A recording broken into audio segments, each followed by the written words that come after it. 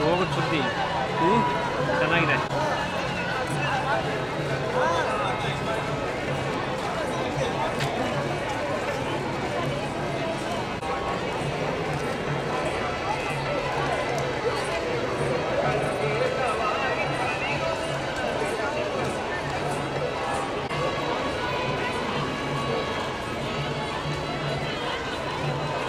ಇದು ಉಡುಪಿ ಜಿಲ್ಲಾ ಪೊಲೀಸ್ ಪ್ರಕಟಣೆ.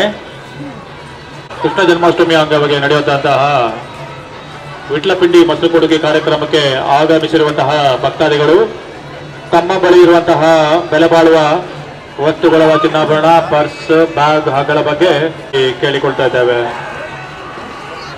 ದೇವಸ್ಥಾನದ ಸರತಿ ಸಾಲಿನಲ್ಲಿ ನಿಂತುಕೊಂಡಿರುವಂತಹ ಭಕ್ತಾದಿಗಳು ಕೂಡ ತಮ್ಮ ಹಿಂದೆ ಹಾಗೂ ತಮ್ಮ ಮುಂದೆ ನಿಂತಿರುವಂತಹ ವ್ಯಕ್ತಿಗಳ ಬಗ್ಗೆ, ತಮ್ಮ ಬಳಿ ಕರೆದುಕೊಂಡು ಬಂದಿರುವಂತಹ ಮಕ್ಕಳು ಹಾಗೂ ಮಹಿಳೆಯರ ಬಗ್ಗೆ ವಿಶೇಷವಾದ ಕಾಳಜಿಯನ್ನು ವಹಿಸಬೇಕಾಗಿ ಉಡುಪಿ ಜಿಲ್ಲಾ ಪೊಲೀಸ್ ಪ್ರಕಟಣೆ ತಿಳಿಸುತ್ತಿದೆ.